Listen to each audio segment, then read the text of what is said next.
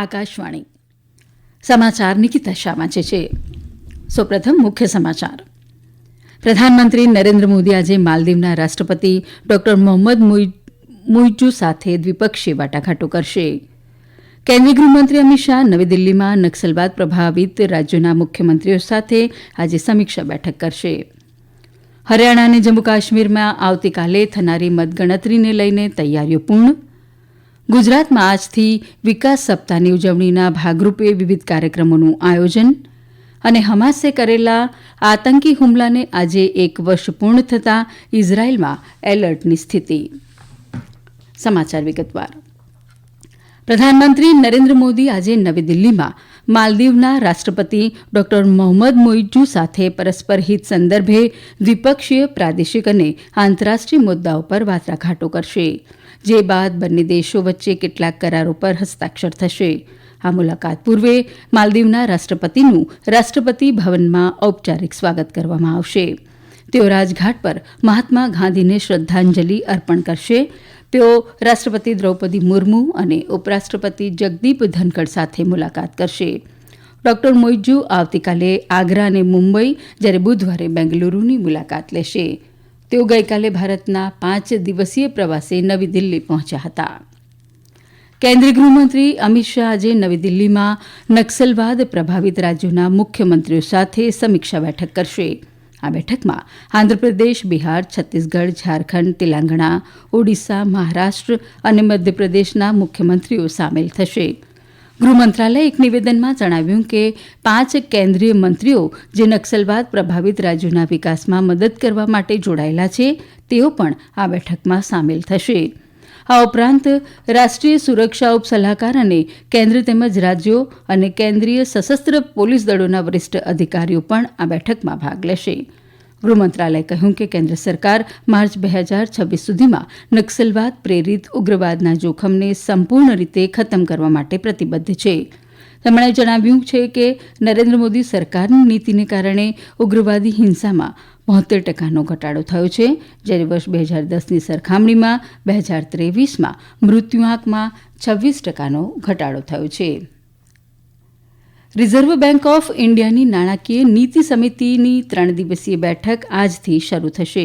નિષ્ણાતોના મતે આરબીઆઈ ચાવીરૂપ વ્યાજદરો યથાવત રાખે તેવી શક્યતા છે. ખાદ્ય ફુગાવો અને આર્થિક વૃદ્ધિના જોખમો આરબીઆઈ માટે મુખ્ય ચિંતાની બાબતો છે. સરકારે રિઝર્વ બેંકને કન્ઝ્યુમર પ્રાઇસ ઇન્ડેક્સ આધારિત છૂટક ફુગાવો 4%ની અંદર જાળવવાનું કામ સોંપ્યું છે. આ મહિનાની શરૂઆતમાં સમિતિની પુનર્રચના કરવામાં આવી હતી. તેમાં 3 નવા સભ્યો જોડાયા હતા. સમિતિના અધ્યક્ષ અને રિઝર્વ બેંકના ગવર્નર શક્તિકાંત દાસ બુધવારે સમિતિની બેઠકના પરિણામો વિશે માહિતી આપશે. નાર્કોટિક્સ કંટ્રોલ બ્યુરોએ ગુજરાત એટીએસ સાથે મળીને મધ્યપ્રદેશના ભોપાલમાંથી 1,800 કરોડ રૂપિયાથી વધુની કિંમતનું માદક પદાર્થ જપ્ત કર્યું છે. આ કેસમાં 2 લોકોની ધરપકડ પણ કરવામાં આવી છે.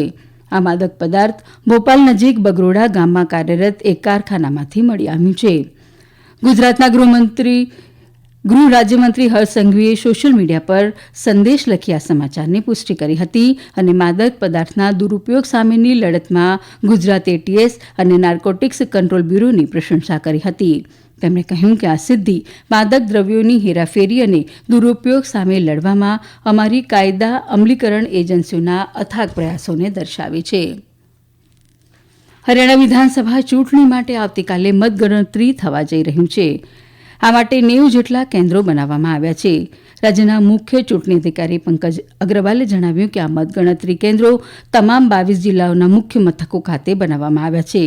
કાલકા અને પંચકુલા વિધાનસભા વિસ્તારોમાં થયેલા મતદાનના મતોની ગણતરી પંચકુલામાં તેમજ નારાયણગઢ, અંબાલા કેન્ટ, અંબાલા સિટી અને મુલ્લા વિસ્તારોની મતગણતરી અંબાલામાં બનાવાયેલા 4 કેન્દ્રો પર કરવામાં આવશે. તો યમુનાનગર જિલ્લાની 4 બેઠકો માટે મતગણતરી યમુનાનગરમાં બનાવાયેલા કેન્દ્રો પર થશે. આ રીતે જિલ્લાના દરેક મુખ્ય મથકે જે તે જિલ્લાની વિધાનસભા બેઠકો માટેની મતગણતરી થશે. સીસીટીવી કેમેરા દ્વારા પ્રત્યેક સ્ટ્રોંગ રૂમનું નિરીક્ષણ કરવામાં આવશે. ઇલેક્ટ્રોનિક વોટિંગ મશીનોને 3 સ્તરીય સુરક્ષામાં રાખવામાં આવ્યા છે. સ્ટ્રોંગ રૂમની સુરક્ષા માટે હરિયાણા પોલીસ અને અર્ધ સૈનિક દળો તૈનાત કરાયા છે. જમ્મુ કાશ્મીરમાં પણ આવતીકાલે મતગણતરી હાથ ધરાશે. આકાશવાણી જમુનામારા પ્રતિનિધિ સુનિલ કૌલ જણાવે છે કે મતગણતરીને લઈને જમ્મુ કાશ્મીરમાં સઘન બંદોબસ્ત કરાયો છે. જમ્મુ કાશ્મીરની કુલ 90 બેઠકો માટે મતગણતરી થશે. રાજ્યમાં 3 તબક્કામાં છેલ્લા 10 વર્ષની સરખામણીએ રેકોર્ડ બ્રેક મતદાન નોંધાયું છે. આવતીકાલે 873 ઉમેદવારોના ભાવિનો ફેંસલો થશે. આ સમાચાર આપ આકાશવાણી પરથી સાંભળી રહ્યા છો. આ સમાચાર આપ અમારી YouTube channel AIR news Gujarat પર પણ સાંભળી શકશો. વધુ સમાચાર માટે આપ અમારા એક્સ હેન્ડલ AIR news_ABAD ને ફોલો કરી શકો છો. ગુજરાત સરકાર આજથી વિકાસ સપ્તાહની ઉજવણી કરી રહી છે. 2001માં જ્યારે નરેન્દ્ર મોદી રાજ્યના મુખ્યમંત્રી બન્યા હતા ત્યારથી અત્યાર સુધી રાજ્યની વિકાસ યાત્રાને દર્શાવવા માટે વિકાસ સપ્તાહની ઉજવણી કરવામાં આવે છે. રાજ્યના કેબિનેટ મંત્રી ઋષિકેશ પટેલે જણાવ્યું કે આ દરમિયાન પ્રસિદ્ધ સ્થળો પર વિકાસ પ્રદર્શની સહિત ઘણા કાર્યક્રમોનું આયોજન કરવામાં આવ્યું છે. સાથે જ 3000 કરોડથી વધુની વિકાસ યોજનાઓનો પ્રારંભ કરાશે. હેશટેગ વિકાસ સપ્તાહ ટ્રેન્ડ સાથે સામાન્ય લોકો સરકારના શાસન સંદર્ભે પોતાના વિચારો રજૂ કરી શકશે તેમજ આ આયોજનમાં ભાગ લઈ શકશે. સંસદીય કાર્ય મંત્રી કિરણ રિજિજુએ કહ્યું કે પ્રધાનમંત્રી નરેન્દ્ર મોદીના નેતૃત્વમાં પૂર્વોત્તરના રાજ્યો વિકાસના પંથે ઝડપથી આગળ વધી રહ્યા છે. એક સમાચાર એજન્સીને આપેલા ઇન્ટરવ્યુમાં શ્રી રિજિજુએ જણાવ્યું કે મણિપુરની કેટલીક ઘટનાઓની વાત કરતાં પૂર્વોત્તરમાં શાંતિની સ્થિતિ છે. 60 सालों में पूरे पूर्वोत्तर राज्यों को तो अंधेरे में धकेल के रख दिया है. आपको मालूम है पूरी दुनिया में सबसे ज्यादा उग्रवादी संगठन सबसे ज्यादा नॉर्थ ईस्ट में ये कैसे पैदा हो गया? वहाँ पूर्वोत्तर के लोगों का आवाज को सुनने वाला दिल्ली में कोई नहीं था. लेकिन मोदी जी आने के बाद 10,000 से ज्यादा मिलिटेंट जो है हथियार के साथ में सरेंडर किया है और मुख्य धारा में जुड़ गए हैं. मणिपुर में जो 2 समुदाय के बीच में घटना हुई है अनफॉर्चुनेट, उसको छोड़ के पूरे नॉर्थ ईस्ट में शांति है. और अभी जिस तेजी के साथ नॉर्थ ईस्ट आगे बढ़ रहा है तो कुछ सालों के बाद में नॉर्थ ईस्ट देश के अन्य भागों के साथ में बराबर में पहुंच जाएंगे. ગત વર્ષે 7 ઓક્ટોબરના રોજ હમાસે કરેલા આતંકી હુમલાને આજે 1 વર્ષ પૂર્ણ થતાં ઇઝરાયેલમાં એલર્ટની સ્થિતિ છે. ઇઝરાયેલના સંરક્ષણ દળોએ ગાઝાથી સંભવિત રોકેટ હુમલા સહિતના હુમલાઓની આશંકા વ્યક્ત કરી છે, જેને પગલે ગાઝા નજીક મોટી સંખ્યામાં અર્ધસૈનિક દળો તૈનાત કરાયા છે. દરમિયાન એક બંદૂકધારીએ ઇઝરાયેલના બેસુરબામાં એક બસ સ્ટેશન પર હુમલો કરતાં એક મહિલાનું મોત થયું છે, જ્યારે અન્ય 10 લોકો ગંભીર રીતે ઘવાયા છે. પોલીસે તેને આતંકવાદી હુમલો ગણાવ્યો છે. ઇઝરાયેલના પ્રધાનમંત્રી બેન્જામિન નેતન્યાહુએ ઉત્તર સરહદ નજીક તૈનાત ઇઝરાયેલના સુરક્ષા દળો સાથે મુલાકાત કરી હતી. હવે આજના અખબારોના મુખ્ય સમાચારો રજૂ કરે છે અનિલ પટેલ.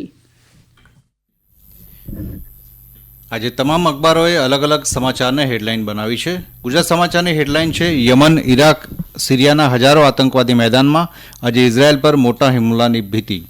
હિન્દુઓએ સુરક્ષિત રહેવું હશે તો એકજૂથ થવું પડશે, મોહન ભાગવત. આ સમાચાર નવગુજરાત સમયની હેડલાઇન છે. દિવ્ય ભાસ્કર એક વિશેષ અહેવાલમાં જણાવે છે કે દેશમાં પ્રથમવાર 30 વર્ષથી ઓછી ઉંમરના રોકાણકારો પાસે 40% શેર. માલદીવના રાષ્ટ્રપતિ મોહમ્મદ મુઇઝુની ભારત મુલાકાતના સમાચારને ઘણા દૈનિકોએ પ્રથમ પાને સ્થાન આપ્યું છે. ટાઈમ્સ ઓફ ઇન્ડિયાના એક અહેવાલ પ્રમાણે રાષ્ટ્રીય અવકાશ પંચે દેશના 5મા મૂન મિશનને મંજૂરી આપી. અને ફરજિયાત હેલ્મેટના કાયદાના થઈ રહેલા ભંગ અંગેના સમાચાર અમદાવાદ મિરરે પ્રથમ પાને હેડલાઇનમાં પ્રકાશિત કર્યા છે. અંતમાં મુખ્ય સમાચાર ફરી એકવાર. પ્રધાનમંત્રી નરેન્દ્ર મોદી આજે માલદીવના રાષ્ટ્રપતિ ડોક્ટર મોહમ્મદ મુઇઝુ સાથે દ્વિપક્ષી વાટાઘાટો કરશે.